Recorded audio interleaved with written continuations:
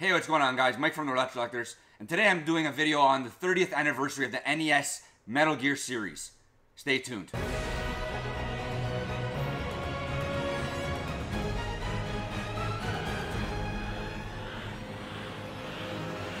When I was first introduced to Metal Gear, it was 1991. I was 11 years old, and I went to a flea market with my parents, saw this game that looked pretty interesting. The title intrigued me very much. It was Metal Gear. I'm like, what could that be? I had no idea.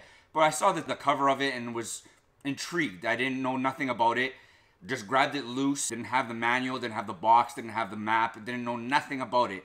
Brought it home, played it, and much like anybody else that played it back in the day, didn't know what the hell I was supposed to do. You're dropped off in the middle of this map and you're basically walking around trying to figure out what to do. The first person you come across is a sleeping guard and you don't know what to do, and you're wondering, do you run up and punch them or whatever? If you do that, you start off an alarm and you're just wondering what the hell to do. You just continue and restart, and that's all I did, was restart and try to figure out the way to continue playing this game without being found. The next screen takes you to a pack of dogs, and again, don't know what to do. You're wondering, do you sneak by? Do you try to take down each dog? Obviously, you sneak by, and that's what this game was about. It wasn't about all-out action and shooting and trying to kill things. It was trying to sneak by and try to use your wits and weapons and key cards and binoculars and cigarettes. It was a game that used bits and pieces of stuff to help you along your path. And I remember playing this game so much that I got to a certain point in that game that I couldn't go any farther. It was a game that I think I got to like level keycard 3, and I remember the floors opening up, and if you weren't careful, you would fall and die. And just taken back to the main screen and start all over again and go on and so forth. And if you didn't have the code, you were up Shit's Creek. So it was such a great game that deserved another sequel with Snake's Revenge. Unfortunately, I never got to play Snake's Revenge. It was a game that came out a little bit later into the life cycle. I'm not sure what year it came out in, but I know that I was already moved on from the NES. From 11 to about 13. When I was 13 years old, I jumped into the Genesis. So when the Snake's Revenge came out, I wasn't into my NES anymore. But in 1998, I was introduced into Metal Gear Solid.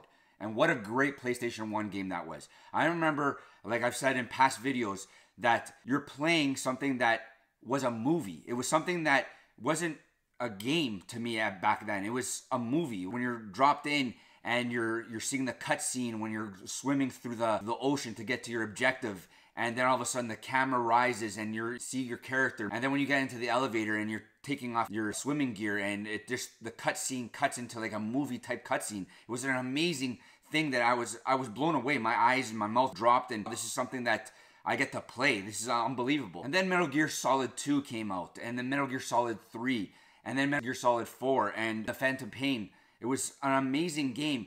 All these other games that came in between, Peace Walker and all that, I never really got to play. I'm still planning on picking up. I want to get all the Metal Gear games, have a nice little Metal Gear section off into my collection. But those were games that the Metal Gear franchise, 30 years, you could see the progression, and not only graphics and in story. Every story connects to the past story, to even NES games. Something that Hideo Kojima planned 30 years in this making of connecting the dots and story and introducing plot lines and plot holes, and that would take you into the next game or next bunch of games. It was something that was unbelievable.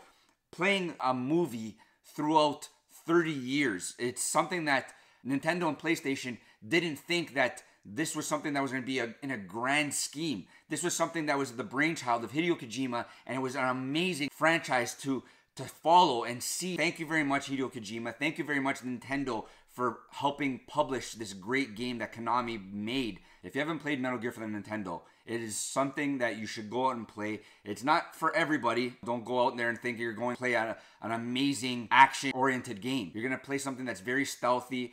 You got to take your time, try to figure out the puzzles, try to figure out a lot of things. Like Metal Gear Solid it was puzzles in between puzzles. If you haven't played a Metal Gear game at all, please do yourself a favor and play at least one. I would say start off with Metal Gear Solid, an amazing game if you're into the PlayStation and PlayStation 2. It's backwards compatible. Please like, comment, subscribe. Let me know what you guys think. Thanks, guys.